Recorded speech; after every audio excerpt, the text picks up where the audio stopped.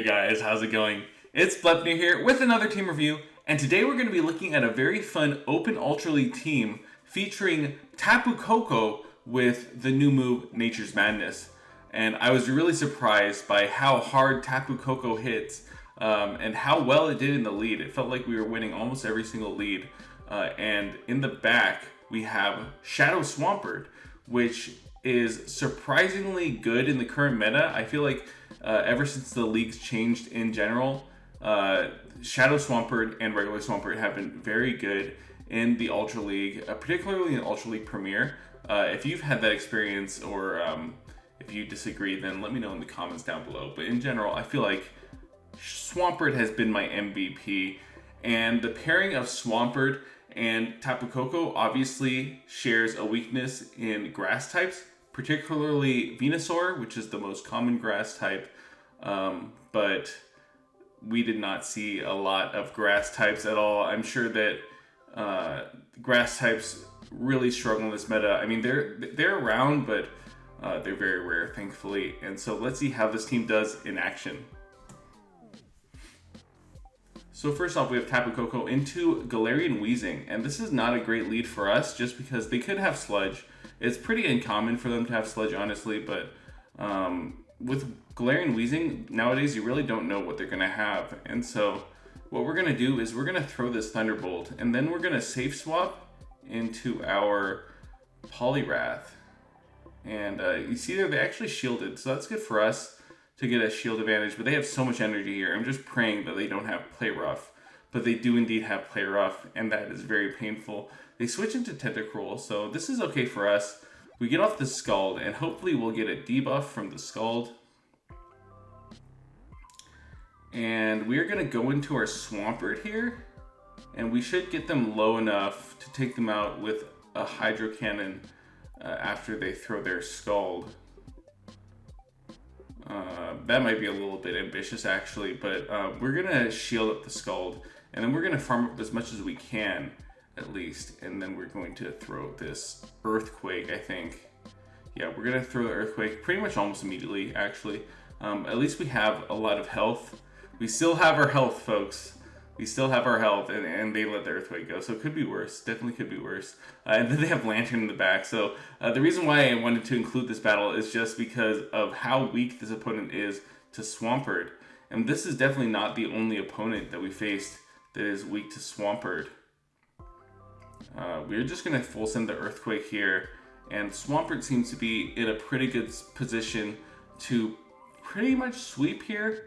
We are going to switch into the Tapu Koko because the Thunderbolt from Tapu Koko will do so much damage, as you're going to see here. Tapu Koko hits so hard, and they have to let it go because the Hydro Cannon honestly would hit about as hard, probably a little bit harder even, because the Swampert is Shadow. They have to let that go, and that easily takes them out. So that's a lot of damage to the very bulky Galarian Weezing.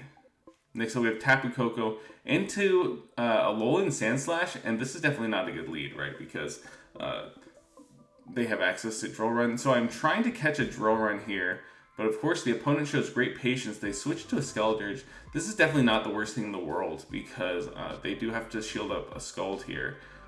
And I very stupidly play to a CMP tie. I probably should have thrown at least one counter before because at this point they can safely shield this and farm me down. So I would have preferred to actually get the shield first before they threw their Disarming Voice. It would have also been nice to maybe bait, get a baited with an Icy Wind, got the attack debuff and then went for its Scald. But this, once again, we're coming into the Swampert here, and this is just me banking on the fact that a lot of teams are weak to Swampert, either double or triple weak to Swampert. We threw it kind of a weird time here. I think that we threw it a kind of suboptimal time, but we're gonna take care of this Skeledirge here. And then they go into Swampert, and this is okay for us because we have that residual energy from our battle with the Skeledirge. We do land the Earthquake. You can see the Earthquake does a lot of damage. even though it was debuffed a couple of seasons ago, still does a lot of damage. I kind of miss the old school Swampert with the buffed Earthquake, just because now in so many situations the Hydro Cannon spam is just better. They don't shield the Hydro Cannon, and so now I will be able to live this drill run. This is Tapu Koko IVs coming in handy. Drill run does so much damage, does not quite kill. And so now this Thunderbolt once again does about the same amount as a Hydro Cannon. So they have to make a choice. They shield up the Thunderbolt, and now this is going to get really close. But what we need to do is we need to throw a Hydro Cannon and then farm them down. And then we should be able to get to a Hydro Cannon versus the Jellicent. And so this is an incredibly close match. We have to make sure to farm them down. Luckily for us, they throw an Ice Punch. I think if they didn't throw the Ice Punch, they could have just farmed us down completely there, because they would have gotten one more Shadow Claw in, right? So that was fortunate. Yeah, I think that for sure, if they had just not thrown a charge move and instead thrown a Shadow Claw, then they would have gotten the win there. But next up, we have Tapu Koko into Steelix. This is actually not a terrible matchup because we double resist the Dragon Tails. But of course, a lot of Steelixes run Earthquake in the Ultra League, right? Not all of them, but some of them. And so we go into Poliwrath, and we're greeted with Jellicent, which is the worst possible matchup that we could face with Poliwrath, pretty much. But we still make this kind of close, especially if we can debuff their attack. It's kind of incredible. Poliwrath is such a monster in the Ultra League that it does make this Jellicent matchup kind of close. Being able to debuff here. We unfortunately don't throw our next move. We probably should have just CMP tied them to this move here, because we could take them out in 3 Scalds. But instead what we do is we already debuffed them once with a Scald. We are going to farm them down here, I think. Maybe we just farm up a little bit more and then we throw our move. I think it's a little ambitious to farm down. Let's see. And we do indeed farm down, so that's super good for us. We have so much energy here, and you're going to see this energy is actually going to come in handy in the back. And they, once again, they're ABA weak to the Swampert. You absolutely love to see it. So many teams right now, ABA weak to Swampert. And we are going to be able to shield this, farm down, and there's not a whole lot that they can do anymore with the Steelix. We're just going to spam out these Hydro Cannons, and of course they're going to shield all the Hydro Cannons here. But remember, we have a ton of energy on Tapu Koko, and yes, Nature's Madness is resisted, and yes, Steelix is one of the bulkiest Pokemon in the Go Battle League, but they're just going to do so much. And see, they actually have Breaking Swipe, and that's quite good for us because it tells us that either they don't have Psychic Fangs, or if they do have Psychic Fangs, then they have a Dragon. They have Breaking Swipe and Psychic Fangs, which means they don't have a harder hitting move that they could hit my Tapu Koko with. And so now they're pretty much forced to farm me down. I guess that if they did have Psychic Fangs, they could probably take me out here. But look at that. Look how much damage these Nature's Madnesses are doing. I was really surprised here. Yes, they are debuffing the opponent's defense every single time, but I think that there's also something to be said for the amazing attack stat of the Tapu Koko there. And so here, this is actually not a great matchup because of the fact that the Giratina outpaces us so thoroughly and also outbulks us so completely. But we should either get a shield here or we get them quite low. So let's see if they let this go. They do let it go, and look how much that does. Nature's Madness doing a lot of damage and getting the 100% attack debuff. Defense debuff, sorry. And so they come in with a Poliwrath, and we're just going to full send the Earthquake. They do shield, so maybe looking back, it would have been nice to bait there, so that we would have had a much more competitive advantage here. You see there that I would have actually gotten to the Earthquake if I had baited. So That would have been quite nice, but we're going straight Earthquake. If we had baited, we would have gotten to the Earthquake before they got to their second move. And we might have actually forced another shield, but this should be fine. We do have to shield this. And then I think that we farm them all the way down. Yeah, we farm them down with counters. And we just want to get a running head start here with Poliwrath. And hopefully Poliwrath can do something against what's in the back. And sure enough, it's a Feraligatr. So this is definitely pretty good for Poliwrath. Yes, the Skull's going to be resisted, but we also resist the Hydro Cannon. We're a lot bulkier than them. So we do take this Hydro Cannon, and then I think that we can farm this Feraligatr all the way down with Tapu Koko, and then we would come out with back-to-back moves. I think that that's what's going to happen here. Okay, so we almost get sniped by the Giratina. So this was really close. If the Giratina had taken us out with that Shadow Claw, then that would have just been game over. But once again, the Poliwrath really showing off its bulk there. Even Shadow Poliwrath just seems so much more bulky in the Ultra League compared to the Great League. And we see there I did a little miss swipe on my phone. We take out the Feraligatr in one Volt Switch, and that is a good game. Next up, we've got Tapu Koko into Gyarados. Best possible lead for us, right? There's nothing better than that. Double super effective Volt Switches. They switch into Wall Rain, and I just wanted to include this match because they just quit out so quickly there. It really doesn't get much more rock, paper, scissors than that. You know, we just had the perfect alignment. And so now we're going to see a few battles here that I just wanted to showcase in a row where we're just winning all the leads with Tapu Koko. I didn't even include all these battles where we completely dominated the lead, but it is just really nice that they can't switch out here. Clearly they have something like maybe a fighter, maybe probably a water type in the back, because water types are just so common now. Maybe a flyer. But there's a lot of stuff in the back that a Guzzler team could have that gets core broken by Tapu Koko, right? Because that electric fairy typing is so specific and so unique in its coverage. I think electric and fairy, the two typings are some of the most unique typings in terms of coverage. So it's really nice to be able to core break people potentially like that. Here we do go for the Icy Wind instead of a Scald. I think that this is fine because we do get to the Scald anyway if they don't throw a move.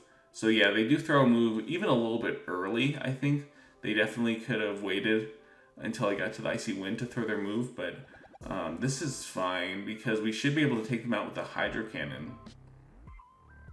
And we do have to shield this, even though they are debuffed by the Icy Wind. Hydro Cannon is such a huge move, and their Shadow, we're Shadow, it would do a lot of damage. So likewise, this, even though resisted Hydro Cannon, is enough to take them out.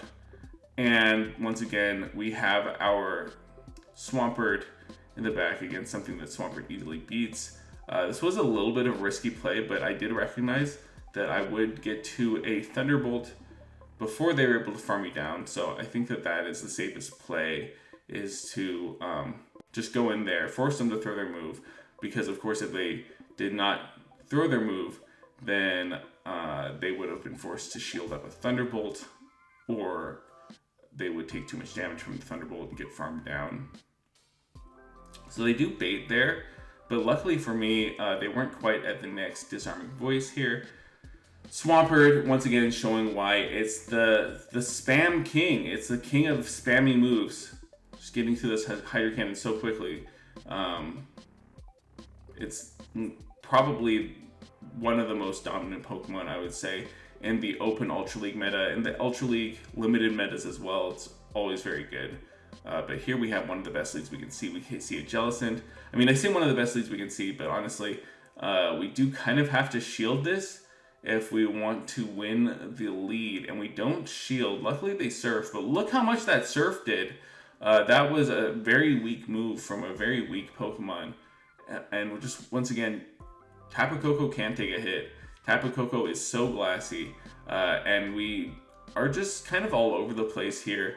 I don't know where our strategy's at, because I think this was one of my very first matches, and I didn't realize how glassy Tapu Koko is. So looking back, I definitely should have thrown at worse timing. See, I was trying to throw at good timing, but in exchange for that, we did unfortunately lose out in our shield situation is not good because we have no shields. We're so glassy with Tapu Koko. Luckily for us, they come into an Ampharos, and so once again, very weak to Swampert in the back. I do recognize that we can actually just farm them down here because they threw the Brutal Swing. That means they're not going to get to a Trailblaze, so they are just going to go straight Brutal Swing. Yeah, them throwing Brutal Swing, they really told me that they didn't have Trailblaze, which is quite nice for me.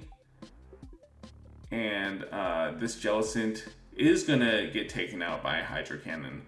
Once again, the Spam King of GBL in the back here, able to do some damage. They have Wall Raid in the back, and so I very stupidly throw a Hydro Cannon. You can see that I was actually just one Mudshot away from an Earthquake, so I could have thrown an Earthquake there.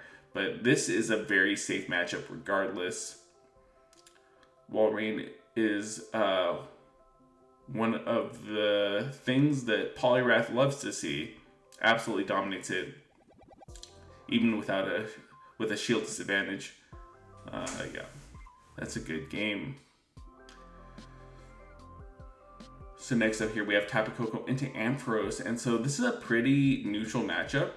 However, some Ampharoses run Thunderbolt Punch and whatever it's called, the dark move. You see here, we actually CMP tie, so it looks like this is a Trailblaze. This is 4 volt switches, right? It's enough for a Trailblaze. But a lot of Ampharos's moves are resisted by Tapu Koko, right? A lot of its charge moves, like the Focus Blast is resisted. The Focus Blast would still almost do all of Tapu Koko's health, honestly. But yeah, the Thunder Punch obviously resisted. The Brutal Swing resisted. And so anyways, you see here that the opponent has a Feraligatr, and so we CMP tie here, which is okay. I do have to full send the Scald because the Icy Wind wouldn't have been quite enough. But we're just gonna let this go because we want to have a couple of Mud Shots with Swampert. I think we're gonna go into Swampert and get... No, we're gonna go into Tapu Koko, right? Because we want to debuff whatever's in the back. That's right, because they have one thing in the back. And it's a Komodo, and so thank goodness we go into the Tapu Koko here first, because we do force them to shield, and this was a CMP tie.